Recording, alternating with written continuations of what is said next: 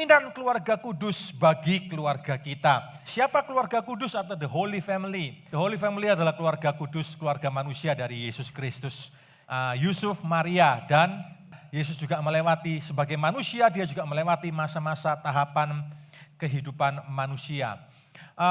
Banyak anak muda ketika mau menikah, ini 10-15 tahun yang lalu begitu mau menikah dan kemudian ikut kelas pranikah dulu, kalau dulu selalu dibilang seperti ini. Ya selalu diajarkan seperti ini. Apa tujuan orang menikah? Ya jawabannya pasti berbahagia untuk bahagia. Kelihatannya benar ya, tapi sebetulnya kurang lengkap saudara ya. Kelihatannya benar tapi kurang lengkap. Mengapa? Karena kalau hanya bahagia itu kadangkala kita hanya taruh ukurannya kepada apa yang bisa kita rasakan. Ya. Dan akibatnya adalah apa? Akibatnya adalah ketika orang merasa sudah tidak bahagia lagi, ya, sekali lagi, merasa sudah tidak berbahagia lagi, maka seolah-olah mereka punya alasan untuk membatalkan pernikahan itu oleh berbagai macam alasan. Maka dari itu tujuan pernikahan bukanlah untuk berbahagia. Bapak, Ibu, Saudara-saudari, catat ini baik-baik ya. Tujuan pernikahan itu adalah untuk dua-duanya, suami dan istri, untuk terus bertumbuh menjadi seperti Kristus. Itu tujuan pernikahan. Di sanalah terletak kebahagiaan sejati. Amin. Saudara, ya. Di sanalah terletak kebahagiaan sejati.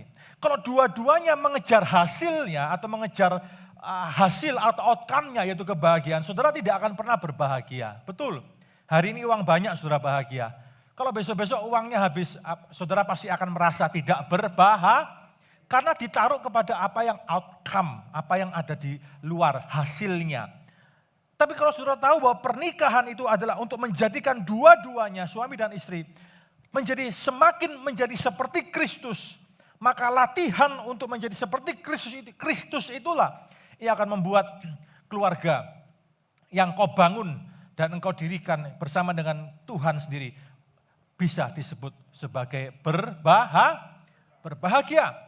Apapun keadaannya saudara, ya mau banyak mau dikit, mau limpah mau enggak, segala perkara dapat terjadi, musim bisa berganti dalam kehidupan ini, ya seperti janji nikah di dalam sehat maupun sakit, dalam miskin maupun kaya, dalam susah maupun senang, dalam segala keadaan.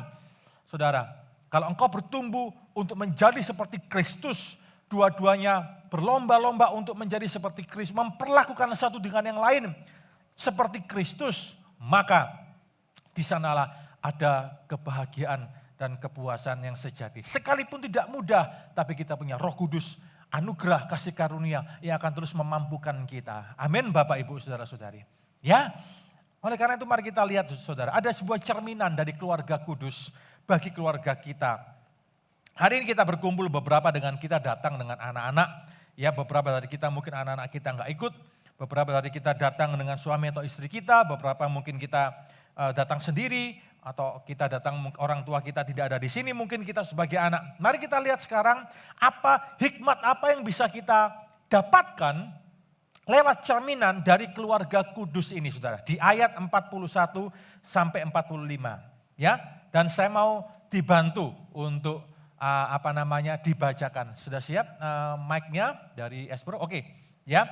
Ayat 41 sampai 45 terlebih dahulu, ya. Saya minta tolong Pak Jimmy bisa bantu bacakan Pak Jimmy, ya. Panggil berdiri. Lukas pasal 2 ayat 41 sampai 45. Silakan.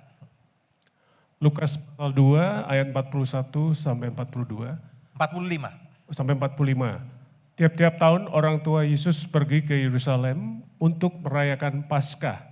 Ketika Yesus telah berumur 12 tahun, pergilah mereka ke Yerusalem seperti yang lazim pada perayaan itu.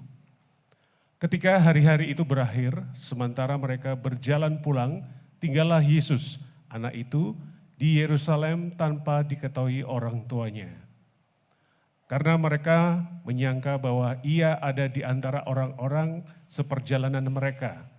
Berjalanlah mereka sehari perjalanan jauhnya, lalu mencari dia di antara kaum keluarga dan kenalan mereka.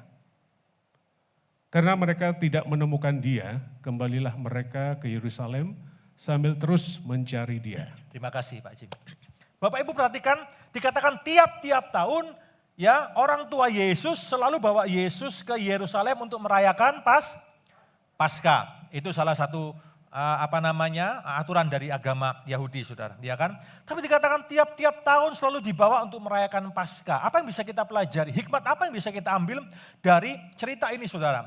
Yang pertama, sebagai orang tua, ini orang tua terlebih dahulu, nanti untuk anak, ya. Sebagai orang tua, kita harus menjadi orang tua yang membiasakan anak-anaknya dengan perkara-perkara rohani. Amin, saudara. Ya, kalau Yesus tiap tahun dibawa ke Yerusalem untuk Paskah, maka seyogyanya kita sebagai orang tua setiap minggu harus selalu membiasakan anak-anak kita datang ke gereja. Ya. Anak bisa males, namanya anak juga masih kecil kadang, ya kan? Ya, aduh Pak masih ngantuk, Ma masih ngantuk. Saudara, sengantuk-ngantuknya mereka tetap sebagai orang tua dalam tanda kutip ya, kalau anak kita masih kecil, Bapak Ibu ya, kita punya hak untuk paksa dalam tanda kutip. Paksalah anakmu untuk datang ke gereja, untuk beribadah di gereja, kalau mereka masih kecil. Ya kan, mungkin masih SD gitu ya saudara ya. Kenapa? Jangan biarkan, ya wes terserah. Saudara, kalau terus-terusan terserah, maka akan terbentuk sebuah pemahaman dalam diri mereka bahwa tidak ke gereja tidak apa. Asal ada alasan. Begitu mereka besar, alasannya lebih lihai lagi nanti, lebih bisa bujuk nanti. Ya, bisa bohong, saudara. Oleh karena itu semenjak dini, pastikan dan ajaklah dan selalu ajaklah setiap minggu datang ke gereja. Loh, kalau anaknya datang ke gereja berarti ya otomatis papa mamanya juga harus datang ke gereja. Saya ngomong sama beberapa teman atau jemaat yang saya temui di Cempaka, saudara, ya kan? Minggu mau keluar kota apa semua, iya enggak apa-apa, bisa.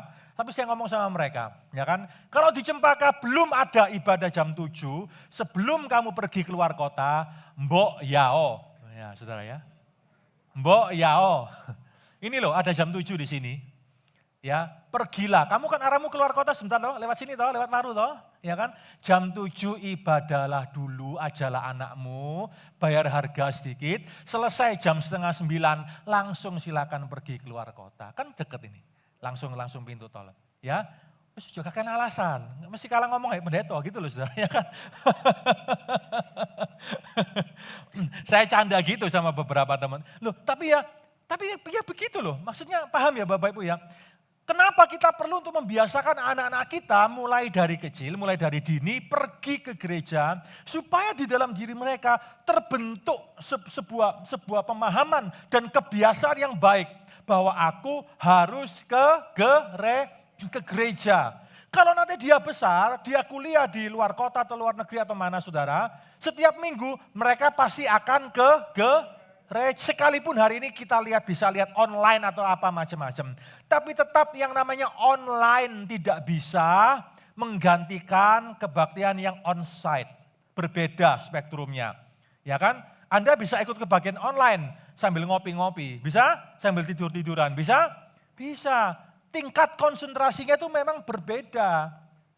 Ya, biasakan anak-anak kita, ayo ikutilah teladan firman ini, ikutilah teladan dari keluarga kudus ini saudara.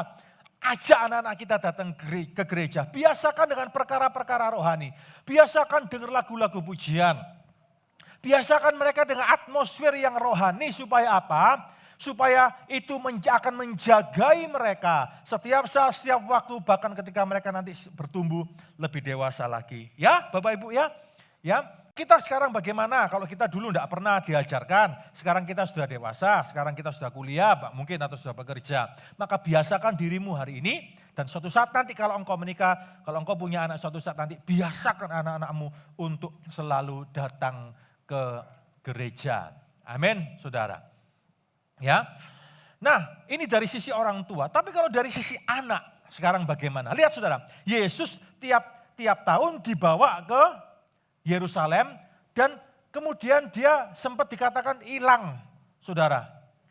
Dia hilang, kemana? Nggak tahu, tadi di ayat 45 dikatakan mereka tidak menemukan dia. Kembalilah mereka ke Yerusalem sambil terus mencari dia. Tiba-tiba hilang, karena waktu dibawa ke Paskah itu banyak orang tuh, waduh ya, crowd itu saudara ya. Dan tiba-tiba hilang, nih anak kemana? Cari loh, bayangkan dicari kemana-mana ke relatif mereka nggak ada. Sampai balik lagi ke Yerusalem 3 hari, bayangkan hilang 3 hari. Tangisan Cina nih saudara, betul nggak? Coba ke mall ya, saya pernah lihat ke mall itu ya, tiba-tiba waktu anak jalan di mall, di Pakuwon Mall, tiba-tiba ada mama-mama, ya kan?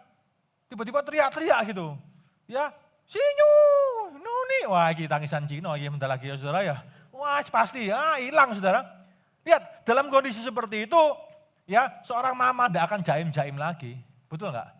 Ya teriak-teriak sambil nangis, sambil satpamnya juga bingung dicari yang mana saudara, kan begitu. Nah begitu ya saudara. Nah anak itu apa? Kalau orang tua harus membiasakan anak-anaknya untuk perkara-perkara rohani, anak harus haus dan lapar akan kebenaran firman. Anak-anak dengarkan ini, mas kita semuanya anak-anak, termasuk yang masih dini ya, usia dini ini. Haus dan laparlah akan kebenaran firman. Yesus itu datang gak cuma untuk kebaktian tok. Kalau kalian cuma datang ke gereja, cari performance, kalian tidak akan mengalami apa-apa. Kalau kalian datang ke gereja hanya untuk cari fasilitas, bagus, dingin, oke, tidak akan dapat apa-apa. Yesus datang ke bait Allah bukan untuk mengagumi bangunan bait Allah. Hari itu bangunan bait Allah luar biasa, indahnya, megahnya. Betul saudara? Iya itu masih dibangun waktu itu kan. Wong muridnya Yesus aja lah ngomong sama Yesus, pernah baca itu ya di kitab Yohanes itu, guru, wow betapa hebatnya ya bangunan ini, itu masterpiece kebudayaan kuno saudara, ya kan, betapa hebatnya bangunan ini ya, wow luar biasa. Yesus ngomong apa? Ya hebat, tapi tidak ada satu batu pun akan tinggal di atas batu yang lain. Betul saudara? Yesus menubuatkan keruntuhan bait Allah. Jangan ke gereja, anak-anak, jangan ke gereja cari fasilitas. Jangan ke gereja cari apapun yang ada yang bisa kelihatan di mata ini. Kalau kau ke gereja, anak-anak, datanglah untuk mencari Tuhan dan firman-Nya. Da livne mi atah omet. Itu orang-orang Yahudi kalau pergi ke sinagoge, datang di depan, selalu ada tulisan di sana yang mereka baca. Selalu ada di depan saudara. Da livne mi atah omet. Know before whom you stand. Ketahuilah di hadapan siapa engkau berdiri. Kalau ke gereja, tahu cari apa? Cari Tuhan, cari firman-Nya. Jangan bingung dengan yang lain-lain. Ya, ono sembako nih enggak? Ya kan? Ono pisang gorengnya enggak? Ono kopi nih enggak? Saudara itu semuanya pelengkap. Halo? Ya kan? Itu semuanya pelengkap. Saudara datang cari Tuhan. Cari haus dan lapar akan firman. Termasuk kita orang-orang tua. Kita juga harus punya sikap hati yang seperti ini. Anak-anak juga semenjak masih muda. Datanglah untuk cari Tuhan. Ya, cari firman Tuhan. Haus dan lapar akan kebenaran. Datang ke di Next Gen Kids. Minggu depan Next Gen Kids-nya normal lagi. Ya kan? Kalau kalian ikut Next Gen Kids di sana. Datanglah lapar dan haus untuk cari firman Tuhan. Yang diajarkan oleh kakak-kakak kids yang ada. Amin. Cari Tuhan, cari firman-Nya. Ini harus dipupuk, anak-anak pupuk ini semenjak dini. Dan kalau engkau berkembang menjadi remaja, menjadi pemuda yang haus dan lapar akan kebenaran firman, yang dekat dan selalu mencari wajah Tuhan, itu adalah hal yang tidak akan pernah kau sesali di dalam kehidupanmu. Amin. Karena Yesus pun melakukannya. Dan kalau kita mau jadi seperti Yesus, kalau kita juga yang mau menikah dan kita yang sudah menikah, saudara, tujuan pernikahan kita untuk menjadi seperti Yesus. Maka salah satu spektrum dari menjadi seperti Yesus adalah kita selalu menjadi pribadi yang haus dan lapar akan firman-Nya, akan Dia dari waktu ke waktu. Ya, itu yang pertama. Sekarang kita lihat yang kedua. Lukas pasal kedua ayat 46 sampai yang ke-50. Ya, oke. Bisa tolong saya dibantu? Ya kan? Tadi? Oke. Ya, sekarang minta tolong siapa? Ya kan? Deng, deng, deng, deng, deng. Ya, bentar, ya kan? Nah ini aja itu, Pak Rohmat bisa bantu Pak Rohmat, ya. Yang duduk depan tidak akan kena, yang kena itu yang duduk belakang-belakang, yang sembunyi-sembunyi itu yang saya cari. Kalau duduk depan ini aman-aman semuanya. Ayat 46 sampai 50, silakan. Lukas 2, Lukas 2, 46. Sesudah 3 hari mereka menemukan dia dalam bait Allah. Ia sedang duduk di tengah-tengah para guru agama, sambil mendengarkan mereka dan mengajukan pertanyaan kepada mereka. Semua orang yang mendengar, dia sangat heran akan kecerdasannya dan jawaban-jawaban yang diberikannya. Ketika orang tuanya melihat dia, tercenganglah mereka. Lalu kata ibunya, "Nak, mengapa engkau berbuat demikian terhadap kami? Lihat bapakmu dan aku dengan cemas mencari engkau." Jawabnya kepada mereka, "Mengapa kamu mencari aku? Tidakkah kamu tahu bahwa aku harus berada di dalam rumah Bapakku?" Namun mereka tidak mengerti apa yang dikatakannya kepada mereka. Ya, terima kasih. Ya. Saudara lihat, setelah dicari 3 hari nggak ketemu. Ternyata ketemunya di mana saudara? Di bait Allah, di gereja. Kalau dulu, zaman saya dulu, waktu masih remaja, kalau ke gereja terus saudara, orang tua bisa marah. Ngomongnya aja, makan di gereja sono, ya kan? Tidur di gereja sono, nggak usah pulang rumah katanya. Ya memang kadang anak-anak remaja ini memang ya kadang nggak punya hikmat saudara, betul? Punya semangat tapi nggak punya hikmat itu loh. Anak-anak muda itu kadang begitu. Saya harus akui karena saya dulu juga seperti itu, ya kan? Saking apanya? Saking getolnya petobat baru, betul nggak? Bertobat di usia remaja, cinta mula-mula, saudara, ya sudah dan sangat-sangat merindukan perkara-perkara rohani, ya senengannya datang ke gereja. Tapi itu lebih baik loh daripada aktivis mana? Bukan aktivis gereja, aktivisnya diskotik. Itu aduh parah saudara ya kan. Itu masih lebih baik lah daripada anak kita gelambiar kemana-mana, nggak jelas, nggak ada arah tujuan. Daripada anak kita jalannya selalu dari mall ke mall, nggak salah datang ke mall ya saudara ya, tapi kan nggak ada tujuan ya kan. Kalau cuma dari mall ke mall, cuma dari satu kafe ke kafe, ya kan, nggak ada arah, nggak ada tujuan, cuma nongkrong terus saudara.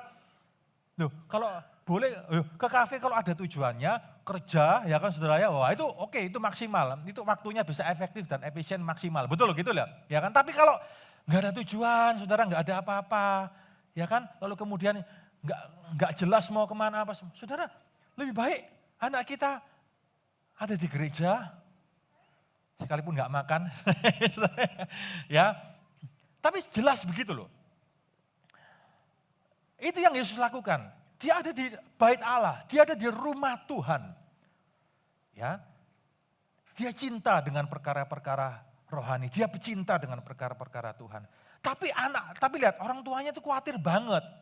Yusuf dan Maria ini, wajar namanya orang tua kok anak masih 12 tahun ini kan hilang saudara, betul nggak? Ya kan, hilang. Ya. Anak saya yang kedua dulu waktu masih kecil saudara, wah jago ngilang. Ya, bukan cuma pinter tapi jago saudara ya kan. Sampai tadinya awal-awal khawatir, waduh ya kan bingung. Sampai akhirnya wis ngerti ya saudara ya. Sampai akhirnya kebal saudara, ngerti. Di mana dia pasti ngerti kita ya kan. Iya begitu masuk ke hypermart atau mana supaya ngerti, pasti di tempat mainan pasti ngerti wis biar ya kan. Saya begitunya sampai ngerti saudara ya kan. Gitu. Nah, orang tua itu loh ya, saudara, apa hikmat yang bisa kita ambil dari peristiwa ini? Orang tua sebagai orang tua, kita boleh khawatir, tetapi jangan terlalu khawatir.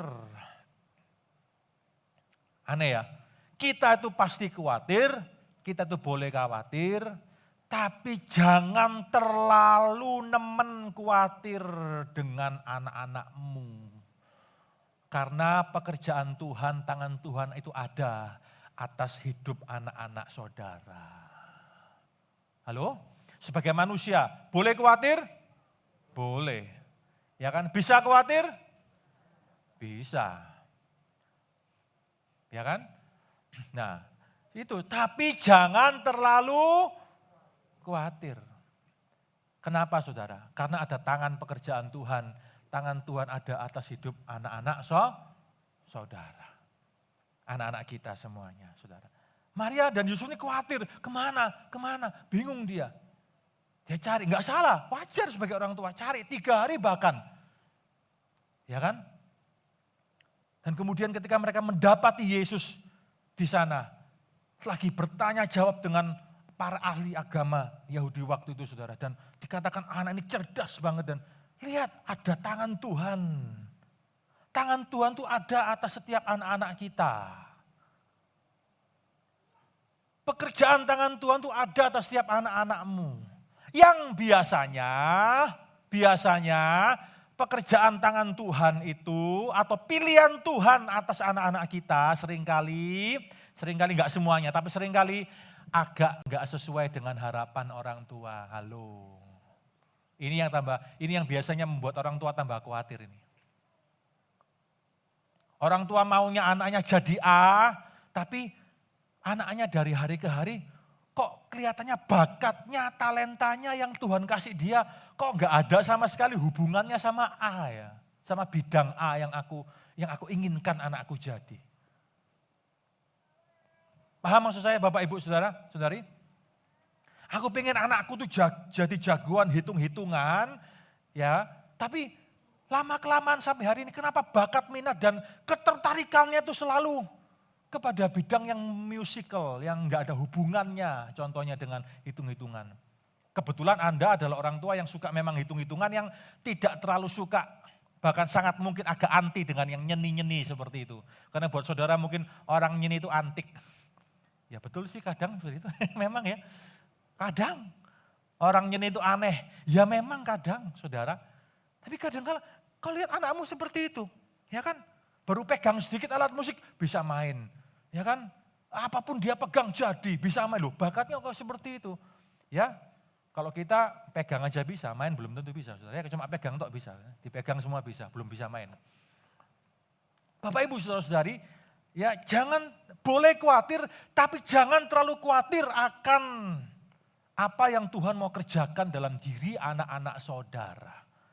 Karena tangan Tuhan sedang merajut kehidupan dan masa depan, arahan Tuhan bagi setiap anak-anak kita. Amin. Tugas orang tua adalah untuk mengarahkan, tidak dikatakan, oh Maria Yusuf kemudian ambil penebah, ya ambil kemucing, Yesus selalu ya kan, wah bisa berubah cerita Alkitab. Ya. Maria dan Yusuf tahu bahwa dia harus mengarahkan Yesus ini ya kepada apa yang menjadi pilihan Tuhan di dalam kehidupannya. Banyak orang yang baru menemukan arahan Tuhan ini karena pada waktu dia sudah dalam usia yang sudah lebih dewasa. Kenapa? Karena dari kecil, semenjak dia remaja, tidak ada orang tua atau dia tidak punya orang tua atau mungkin punya orang tua tapi yang diam. Bukan orang tua yang mengarahkan. Bapak, Ibu, Saudara-saudari kita harus jadi orang tua yang mengarahkan. Bukan menentukan, beda. Amin. Mengarahkan bukan menentukan. Arahkan anak-anak kita kepada apa yang memang menjadi berkat Tuhan dalam hidupnya lewat talentanya mungkin ya atau kemampuannya, potensi karunia. Tetapi juga berikan awasan. Jangan cuma diarahkan lalu ya wes sakarep-karepmu. Jangan Saudara, berikan awasan. Berikan awasan itu artinya apa? Ya kan, kasih tahu dalam bidangmu ini kalau arahmu ke sini itu ada plus minusnya. Plusnya ini, minusnya ini. Kamu harus doakan sungguh-sungguh, pikirkan baik-baik. Ya kan, kenapa? Karena gini loh, ada alasannya. Nah, ya, orang tua tuh berhak untuk ngomong begitu dan harus, bukan cuma berhak. Bapak Ibu, kita harus ngomong dengan anak-anak kita. Ya, oleh karena itu dialog dan komunikasi penting. Sampaikan, ngomong. Jangan jadi orang tua yang diam. Orang tua budaya timur kayak kita nih biasanya kadang banyak yang diam. Ngomong, sampaikan. Sampaikan concern saudara. Sampaikan mungkin kesetujuan saudara. Sampaikan juga mungkin ketidaksetujuan saudara. Tetapi mari kita doakan sama-sama. Ya, karena papa mama ini sudah makan asam garam duluan, sudah punya pengalaman duluan dalam kehidupan. Bisa lihat tipe banyak orang seperti ini. Ajak mereka dialog, komunikasi, doakan sama-sama. Nanti lihat bagaimana tangan Tuhan akan memimpin mereka satu persatu. Amin Bapak Ibu. Ya, jangan terlalu khawatir tapi juga tidak perlu terlalu sangat-sangat amat khawatir. Kenapa? Karena Tuhan punya arahan atau tuntunan dalam hidup mereka masing-masing, saudara. Kalau untuk anak-anak bagaimana? Lihat di situ, Yesus sedang bertanya jawab dengan orang-orang para pemimpin agama hari itu, saudara. Dan dikatakan, mengapa kau cari aku di rumah Bapakku? Ya, saudara, anak-anak pun harus juga belajar mencintai firman Tuhan di atas rencana pribadimu dan rencana pencapaian kehidupanmu. Banyak anak-anak muda itu ya hanya ingin mencapai achievement. Ya, tanpa melibatkan Tuhan. Punya banyak planning. Ya, tanpa melibatkan Tuhan, enggak doa dulu. Punya banyak rencana, harus punya rencana, tapi terlalu punya banyak rencana, terlalu punya banyak keinginan ini dan itu, dan lupa melibatkan Tuhan. Lupa melibatkan firman Tuhan di dalamnya. Hai anak-anak, dengarkan firman Tuhan ini. Engkau boleh punya rencana dan planning. Tetapi firman Tuhan juga berkata, manusia berencana, Allah yang menentukan langkahnya. Man proposes, God disposes. Manusia berencana, Tuhan menentukan. Ada sebuah kata-kata Pemeo juga ngomong seperti ini. Man plans, God laughs. Apa artinya, saudara? Manusia berencana, Tuhan ketawa. Tuhan menertawakan rencana kita. Bukan artinya Tuhan tidak menghargai rencana kita. Tidak. Tapi kadangkala di hadapan Tuhan, rencana kita sudah atur macam-macam. Oh, pengen ini, pengen itu. Bahasa Surabaya, jeketek saudara ya kan. Pada akhirnya enggak jadi. Yang jadi adalah rencananya. Ya, Bapak Ibu saudara-saudari ya. Anak-anak ayo, di atas rencanamu boleh punya rencana, boleh, bahkan harus. Kalau ada anak muda yang enggak punya rencana itu susah saudara. Ngalir terus, kentir akhirnya kan. Karena enggak pernah punya planning. Jangan ngalir terus yang salah-salah begitu. Harus punya planning, harus punya rencana pencapaian, harus. Tapi di atas itu semuanya serahkan kepada Tuhan. Ya, serahkan kepada Tuhan. Tuhan, aku punya rencana 24, 25 tahun, aku harus sudah menikah. Lah, 23 tahun belum punya pacar, lalu terdorong untuk rencana itu tergenapi. Akhirnya sembarangan ambil kucing dalam karung. Tuh sudah. Bisa sih nikah 24, 25, tapi akhirnya apa yang terjadi rumah tangganya? Kacau balau. Kenapa? Karena ambil kucing dalam karung. Ngawur. Boleh punya rencana tapi serahkan semuanya itu ke dalam tangan Tuhan. Halo, anak-anak muda dengarkan ini. Ya, di atas segala rencana pribadimu, di atas segala pencapaian, rencana pencapaianmu, achievementmu, cintai firman Tuhan. Ya, dahulukan Tuhan, sertakan Tuhan di atas segala sesuatu. Amin saudara.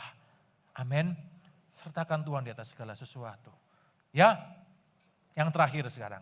Ya, ayat 51 sampai 52 saya bacakan.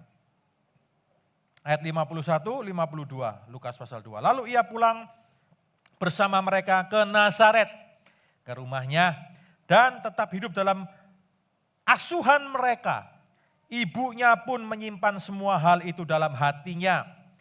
Yesus makin dewasa, bertambah hikmatnya, makin dikasihi oleh Allah dan manusia. Yesus sebagai anak, sekalipun dia Tuhan, tak peduli Tuhan yang menjadi manusia inkarnasi. Tapi dia tahu sebagai anak pun, sebagai manusia pun dia harus tahu, dia tetap ada di dalam naungan orang tua. Dia tidak berusaha untuk menggugat aturan itu. Karena memang namanya anak, ya masih ada di dalam naungan orang tua.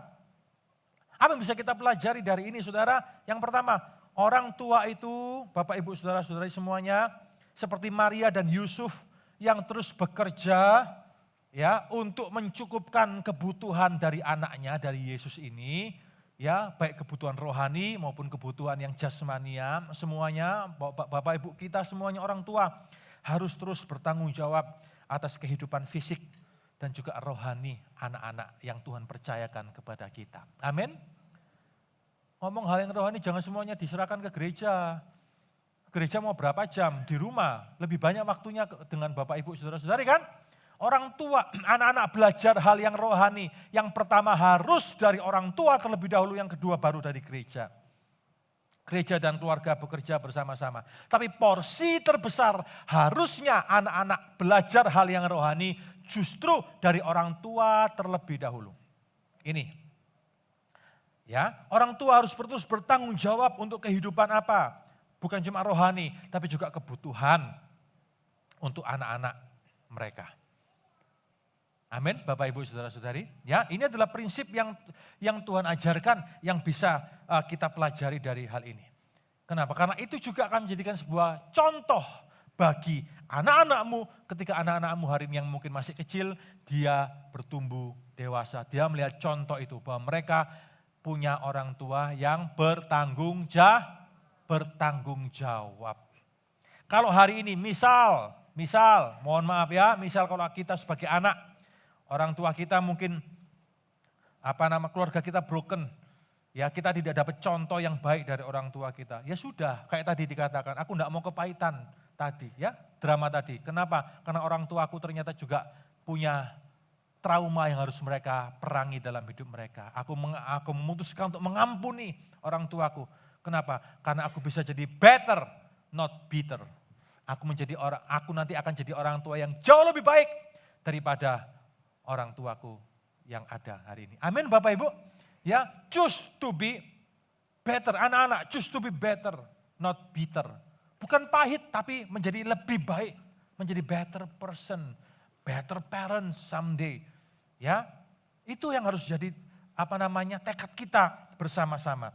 Kalau orang tua terus bertanggung jawab atas kehidupan fisik dan kerohanian anak-anaknya, maka anak-anak, dengarkan ini, anak-anak, ya, ketika Yesus ada dalam kehidupan di Nazaret bersama dengan papa dan mamanya, Yusuf yang adalah seorang kontraktor, bukan cuma tukang kayu, tapi dia adalah seperti kontraktor, ya. Bukan cuma mengerjakan pekerjaan kayu, tapi pekerjaan dari batu juga, kontraktor. Oke, Yesus pun bersama-sama dengan Yusuf dan Maria hidup bersama-sama, saudara. Dan Yesus makin dewasa, bertambah hikmat, makin dikasih oleh Allah dan manusia. Maka anak-anak pun harus terus mengejar pengenalan akan pribadi Allah. Ia akan menjadikanmu bertambah hikmat dan bertambah kasih karunia di dalam kehidupanmu. Amin. Hai anak-anak, dengarkan ini. Teruslah kejar pengenalan akan pribadi Allah, akan pribadi Kristus di dalam hidupmu. Seperti Yesus. Kejarlah, selain kau mengejar yang lain-lain, tapi di atas itu semuanya, jangan lupa untuk mengejar pengenalan akan Kristus di dalam kehidupanmu. Jangan hanya mengejar nilai, itu penting. Jangan hanya mengejar achievement, pencapaian. Pentingkah itu? Penting, gak apa-apa. Tapi di atas itu semuanya, jangan lupa juga imbangi dengan apa? Anak-anak yang mengejar pengenalan akan pribadi Kristus. Karena itu akan membalance kehidupanmu. Amin saudara? Ya, membalance kehidupanmu. Tadi pagi saya cerita ada seorang orang tua yang kemudian mengutus anaknya untuk kuliah di luar, tapi tidak selidiki dulu kampusnya dan semuanya, ya jurusannya apa tidak diselidiki dulu, karep-karpe, mau-maunya gitu saudara. Akhirnya anaknya masuk ke kampus yang liberal banget, ya, di mana pertama kali mata kuliahnya itu adalah mata kuliah filsafat yang ateistik, saudara. ketika dia pulang kembali ke Indonesia, saudara, sudah ya enggak Tuhan-Tuhanan lagi. Betul-betul jadi ateis banget dan jadi aneh begitu, saudara. Ya, kenapa? Karena yang hanya mengejar nilai, hanya mengejar kemampuan kognitif, hanya mengejar intelektual, hanya mengejar intelijensi. Jangan cuma kejar ini, tapi juga kejarlah pengenalan akan pribadi Allah, Tritunggal, pribadi Allah di dalam Yesus. Ini terbatas, ini harus dikejar. Iya, pentingkah ini? Penting, sangat penting, harus. Tapi juga kejarlah pengenalan akan pribadi Allah. Amin, saudara? Ya, saudara, kejarlah apa yang harus kau kejar. Kejarlah ilmu pengetahuan, kejarlah sains, ilmu pengetahuan, kejarlah pada bidang apa yang hari ini Tuhan tempatkan engkau, yang Tuhan pilihkan bagimu. Kalau hobimu, bidangmu, ya adalah hal seputar teknologi, kejarlah. Selalu ada perkembangan-perkembangan terbaru, pelajari, kuasai ilmunya, kuasai. Atau bidang sosial atau bidang apapun juga, kuasai. Apa yang hari ini Tuhan percayakan kepadamu, kuasai itu. Master it. Jadilah ahli di dalamnya. Tetapi jangan lupa untuk mengejar pengenalan akan pribadi Allah di dalam Yesus Kristus. Itu yang akan membalance kehidupan saudara. Amin. Amin, saudara. Ya, penting. Ya, dua-duanya penting, dua sisi itu penting. Yesus pun bersama dengan Yusuf dan Maria tetap terlibat di dalam urusan keluarga. Bapak Ibu kalau ke Israel, kalau ke Nazaret, kalau dibawa ke Nazaret, saudara akan ditunjukkan beberapa bangunan yang secara arkeologi itu disinyalir adalah buah tangan pekerjaan dari Yusuf dan juga Yesus. Sebagai manusia. Ada beberapa spot sebetulnya. Ya, karena di sana biasanya dulu kalau kontraktor itu bangun sebuah rumah, saudara, maka sang kontraktor itu akan menorehkan namanya. Nama pembangunnya itu loh. Ya, kalau sekarang kan enggak di market gitu ya, by arsitek siapa gitu kan saudara ya, di gambar desain. Kalau dulu di sudut-sudut bangunan itu ada batu penjuru. Nah ini batu penjuru Yesus Kristus ya. Ada satu batu penjuru, batu yang dipakai sebagai acuan buat bangunan semuanya. Dan di batu itu diukirlah nama sang pembangun dari rumah itu. Dan beberapa spot di Nazaret dalam penggalian arkeologi, itu ketemu beberapa tempat batu penjuru, itu namanya Yusuf dan Yesua atau Yesus, saudara. Dan itu disinyalir, kemungkinan besar disinyalir adalah rumah atau bangunan yang dulu dibangun oleh Yesus dan Yusuf sebagai manusia. Hidup, kejarlah apa yang harus kau kejar dalam hidup ini. Tetapi juga jangan lupa pengenalan akan Allah itu juga penting. Amin Bapak Ibu.